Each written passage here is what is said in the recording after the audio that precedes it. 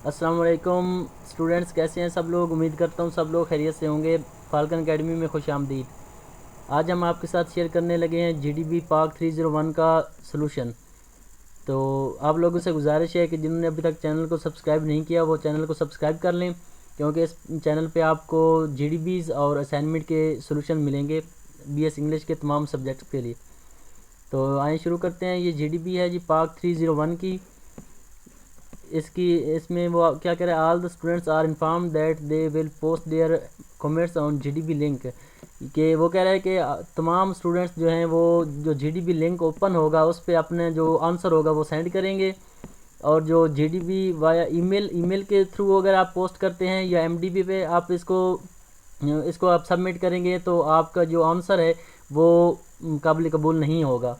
तो आपने इसको जो जीडीबी का लिंक ओपन होगा उसी लिंक पे आपने इसको पोस्ट करना है। अदरवाइज़ और कोई भी मीन्स अगर आप इस्तेमाल करेंगे तो वो काबिल कबूल नहीं होगा। ग्रेडेड जीडीबी फॉर पाक 301 विल बी ओपन। ये जो जीडीबी है पाक 301 की, ये 3 फरवरी को ओपन होगी और ये एक दिन के लिए ओपन रहेगी। ये एक दिन के लिए ओपन रहेगी, तीन से लेकर 4 तक। तो टॉपिक क्या है जी? Topic for the GDB is do you think that the pandemic कोविड-19 pushes world again towards anti globalization. कि वो क्वेश्चन इसका ये है कि क्या आप सोचते हैं ऐसा कि जो कोविड-19 की सिचुएशन है इसने दुनिया को दोबारा एंटी ग्लोबलाइजेशन की तरफ धकेल दिया है। तो आपने या तो इसके साथ एग्री करना है या इसके साथ आपने डिसएग्री करना है। ये क्वेश्चन है आपका। नीचे उसने इंस्ट्रक्शन दी हुई है कि post your comments after inferring the above topics. कि पहले टॉपिक को समझें फिर अपना जो आंसर है वो आप इसको पोस्ट करें। और आपका जो आंसर है वो 100 से 120 वर्ड से ज़्यादा नहीं होना चाहिए। मिनिमम 100 होने चाहिए और मैक्सिमम 120 होने चाहिए आपके। तो इंस्ट्रक्शन को आपने फुली फॉलो करना है। अगर आप इंस्ट्रक्शन को फॉलो नहीं करेंगे तो वो आपको कम मार्क्स मिलेंगे इसके। इसमें जो आपकी जीडीपी है उसका 3% वेटेज है आपके फुल जो मतलब 100% पूरी मतलब आपकी एक मार्क्स हैं फाइनल मार्क्स, उनमें इसकी जो है वो 3% वेटेज होती है जीडीपी की। और जो आपका कमेंट है जीडीपी आपका जो आंसर होगा वो रेलेवेंट होना चाहिए टॉपिक के और क्लियर होना चाहिए, कंसाइज होना चाहिए। मतलब आपका जो आंसर है वो एक आइडियल आंसर होना चाहिए। उसके बाद वो कह रहा है कि जीडीबी को आपने एमडीबी पे बिल्कुल पोस्ट नहीं करना, इसको आपने जीडीबी लिंक पे ही करना है। और आपने कॉपी नहीं करनी दूसरे स्टूडेंट से और ना आपने नेट से कॉपी करनी है, क्योंकि आपको इसका 0 मार्क्स मिलेगा। उसके बाद जो वो कह रहा है कि एमडीबी से अगर आप कोई भी सेंड करते हैं तो उसके आपको बिल्कुल मार्क्स नहीं मिलेंगे। Don't send your comments twice. और आपने जो अपना कमेंट है उसको 2 दफ़ा भी सेंड नहीं करना। तो ये सारी इंस्ट्रक्शन है, इनको आपने गौर से बल्कि इनको आपने अच्छे तरीके से फॉलो करना है। अगर आप इंस्ट्रक्शन को फॉलो नहीं करेंगे तो आपके मार्क्स कट जाएंगे। अब अगर इन इंस्ट्रक्शन को फॉलो करते हुए अगर आप एक अच्छा आंसर लिखते हैं तो आपको फुल बाई फुल मार्क्स मिल सकते हैं। तो इतना मुश्किल आंसर नहीं है, ये बहुत ही आसान सवाल है। इसका मैंने नीचे आपको एक सोल्यूशन दिया हुआ है, लेकिन आपने इसको बिल्कुल कॉपी नहीं करना। इसको आप अपनी वर्डिंग में थोड़ा सा समझ के लिख सकते हैं। क्वेश्चन आपको बहुत आसान है।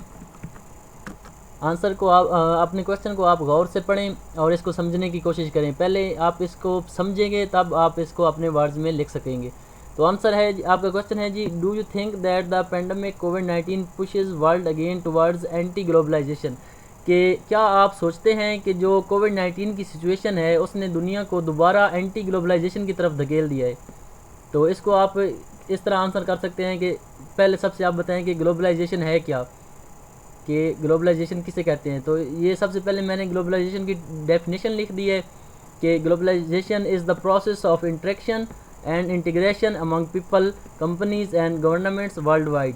कि जो ग्लोबलाइजेशन है वो पूरी दुनिया में के लोगों के दरमियान, लोगों के, कंपनीज़ के या गवर्नमेंट्स के दरमियान इंटरेक्शन और कनेक्शन का एक मतलब इंटीग्रेशन और इंटरेक्शन का एक कनेक्शन है कि इसके दरमियान मुख्तलिफ लोग एक दूसरे के साथ इंटरेक्ट करते हैं।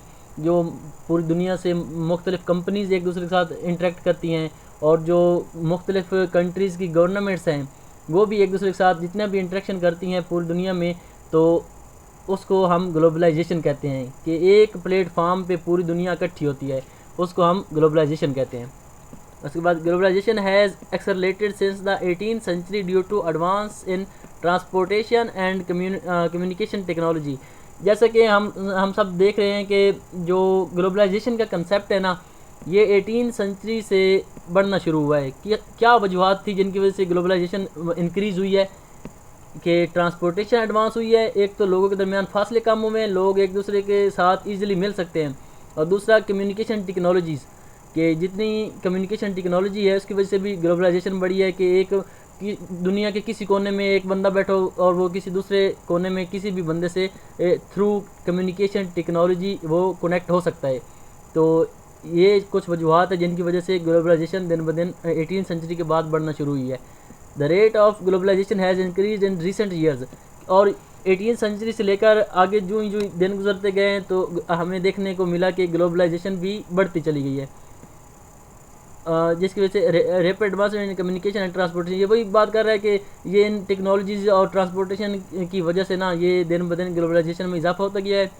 Improved business policies within countries and international trade agreements between them also facilitate globalisation. और जो ट्रेड है, मुख्तलिफ कंट्रीज़ आपस में तिजारत करते हैं, तो उसकी वजह से भी ग्लोबलाइजेशन बढ़ी है। Political and economical stability facilitate globalisation as well.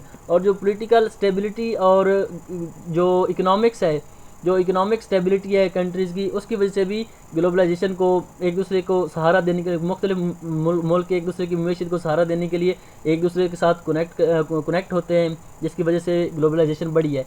तो अभी तक इसने ये बताया है कि ग्लोबलाइजेशन है क्या और ये कब, मतलब 18 सेंचुरी से ये ऐसा ऐसा हम देख रहे थे कि ये बढ़ रही है, लोग एक ग्लोब पे इकट्ठे हो रहे हैं, मतलब पूरी दुनिया एक दूसरे के साथ जुड़ रही थी।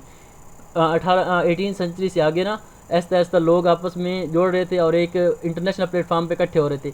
लेकिन जो ही फिर ये कोविड-19 आ गया, तो कोविड-19 आपको पता है कि ये एक ऐसी सिचुएशन है जैसे जिसमें मुख्तलिफ कंट्रीज़ में लॉकडाउन लग रहा है या लोग अपने पूरा मुल्क आइसोलेट हो रहा है। तो साफ ज़ाहिर सी बात है कि हम इसके साथ एग्री करेंगे कि कोविड-19 जो है इसने पूरी दुनिया को फिर अलहदा कर दिया है। पहले पूरी दुनिया इकट्ठा हो रही थी, लेकिन जो ही कोविड आया उसकी वजह से पूरे मुल्क आइसोलेट हो गए, जिसकी वजह से जो इंटरनेशनल तिजारत हो रही थी वो भी रुक गई, एक दूसरे के साथ कनेक्शन लोगों का ख़त्म हो गया। तो हम कह सकते हैं कि ड्यू टू कोविड-19 एंटी ग्लोबलाइजेशन की तरफ दुनिया जा रही है दोबारा। तो आगे वो कह रहे हैं the pandemic has cause the largest and fastest decline in international flows including trade, foreign direct investment and international travel. वो यही कह रहा है कि कोविड आने के बाद ना हमने देखा कि एक बहुत तेज़ी से डिक्लाइन आया ग्लोबलाइजेशन में। जिसकी वजूहत क्या थी कि ट्रेड तिजारत ख़त्म हो गई मुल्कों के दरमियान, और इन लोगों ने इन्वेस्टमेंट करना छोड़ दी एक दूसरे कंट्रीज़ में, और इंटरनेशनल ट्रैवल परवाज़ें सारी रुक गई थी। आपको पता है पूरी दुनिया आइसोलेट हो चुकी थी, जिसकी वजह से ये सारे फैक्टर्स मिलकर ग्लोबलाइजेशन को कम कर रहे थे। इन मॉडर्न हिस्ट्री आजकल के दिनों में ना ये इन फैक्टर्स की वजह से ग्लोबलाइजेशन को नुकसान पहुंचा और दुनिया फिर अलग होगी ना। While these numbers imply a major push back of globalisation recent gains, यानी आज ये जो रिसेंट हालात चल रहे हैं इसकी ये वो फैक्टर्स थे जिनकी वजह से ग्लोबलाइजेशन को मतलब कम हुई है globalisation. We can see the consequences of pandemic on the globalisation in the form of isolation. तो इस तरह हम देख सकते हैं कि पूरी दुनिया आइसोलेट हो गई है ड्यू टू कोविड-19, जिसकी वजह से जो ग्लोबलाइजेशन है वो कम हो रही है Aahista Aahista.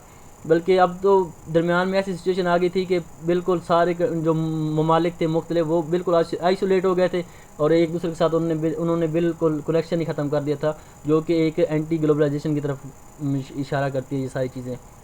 Due to lockdown people are not interacting with each other, कि लॉकडाउन की वजह से जो लोग हैं वो एक दूसरे इंटरेक्शन ख़त्म हो गया उनका बिल्कुल, और जिसकी वजह से सीरियस कॉन्सिक्वेंसेज ऑन ग्लोबलाइजेशन, जिसकी वजह से ग्लोबलाइजेशन को काफ़ी नुकसान पहुंचा। तो ड्यू टू दिस कोविड-19 पैंडेमिक इंटरनेशनल ट्रेड आल्सो, और जैसा कि मैंने पहले बताया कि तिजारत भी ख़त्म हो गई लोगों के दरमियान, कंट्रीज़ के दरमियान।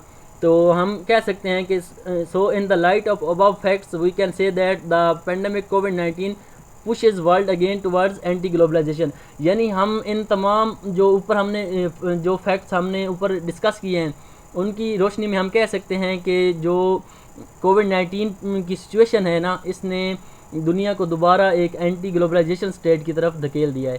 तो बस ये आपका एक अच्छा आंसर होगा अगर आप इसको थोड़ा सा समझ के और अपने वर्ड्स में लिखने की कोशिश करते हैं, तो उम्मीद है आपको पूरे मार्क्स मिलेंगे इसमें। तो इस आपने याद रखना है कि आपकी जो वर्ड लिमिट है उससे आपने बिल्कुल एक्सीड नहीं करना। आप अगर वर्ड लिमिट से एक्सीड करेंगे या आप जो आपको इंस्ट्रक्शन दी हुई हैं उनको अगर आप फॉलो नहीं करते तो आपके मार्क्स कट जाएंगे ऑटोमेटिक। अगर आप अच्छा क्वेश्चन लिखने के चक्कर में अगर आपने वर्ड लिमिट बढ़ा दी या अगर आपने कॉपी कर लिया इंटरनेट से या किसी से, तो वो आपको कम मार्क्स मिलेंगे। लिहाजा आपने जो इंस्ट्रक्शन दी हुई हैं उनको फॉलो करते हुए एक अच्छा आंसर और अपने वर्ड्स में लिखने की कोशिश करनी है। बिल्कुल आप कोशिश करें कि अपना ओरिजिनल कंटेंट आप लिखें तो आपको अच्छे मार्क्स मिलेंगे। तो इसी के साथ आज की वीडियो ख़त्म करते हैं। उम्मीद करता हूँ कि काफ़ी लोगों की इससे हेल्प हो जाएगी।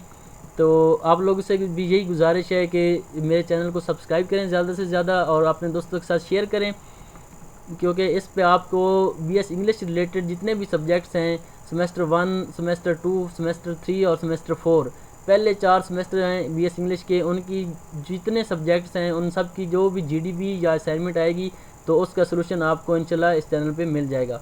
तो अपना ख्याल रखिएगा। अल्लाह हाफिज़, दुआ में याद रखें।